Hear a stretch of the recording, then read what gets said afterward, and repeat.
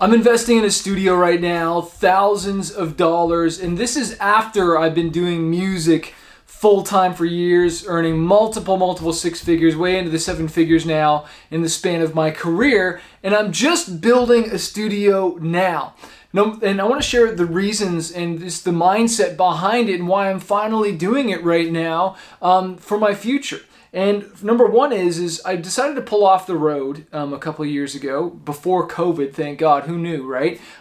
One of my friends said, Chris, do you have a crystal ball? You decided to pull back. Well, it was because I was doing more online marketing for my music and I was reaching fans that way. I was writing more songs and I also had a daughter. So I wanted to be home a lot more and just be with her and be with my family and my mom and my sister and just help out. And it just ended up working that way. And who knew that COVID would happen and touring would be killed for a period of time, because it's ramping right back up just now. I believe that.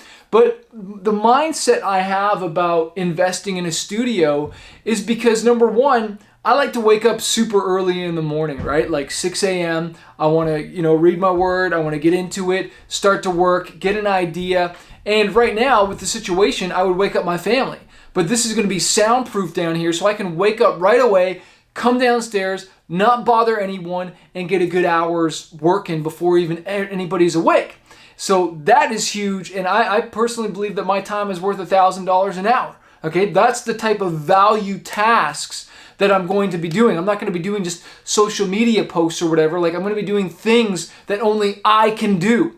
And then the second thing is, at night, once my daughter's in bed or my wife is, wants to watch a show or something like that, there's nowhere for me to go. I'd always have to go into the car and drive around, and it just wasn't always conducive to that. And so now at night, I can get an extra couple of hours of working, especially when that inspiration hits. Whether I'm going to be shooting videos like this in here, recording songs, which leads me to the second thing is, going from touring to more songwriting. I've been doing a lot more TV and film. I've been doing a lot more collaborations with other artists. And so I'm just cranking out so much music, and straight up, no lie, I just use a Shure SMB7B, just a simple mic, like $300-$400.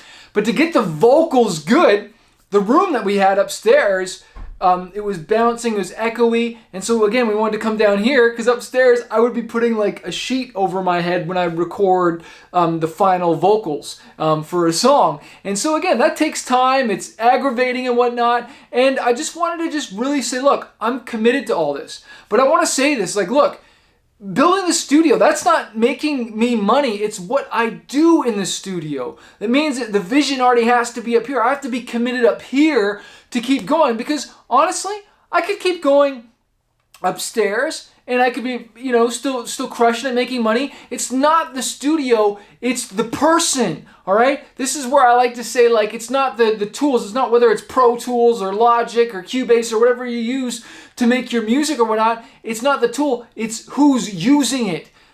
Who's using it, who's behind that song, and what you're going to do with it.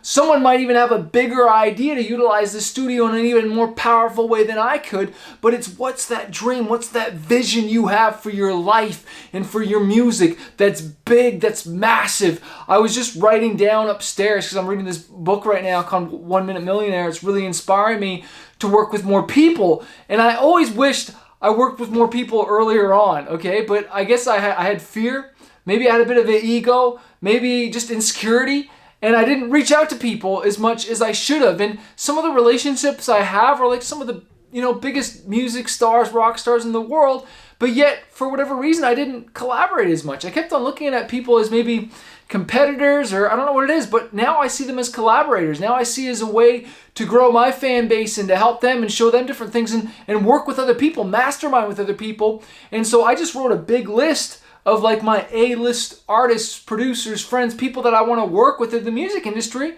And then I'm going to go after it. And I'm going to keep going after it and keep chasing this dream. And I want to encourage you, whatever space you have, just use it. One of my buddies, who's produced for Eminem, Drake, J. Cole, some of the biggest rappers you ever heard of. I'll never forget going to the studio the first time.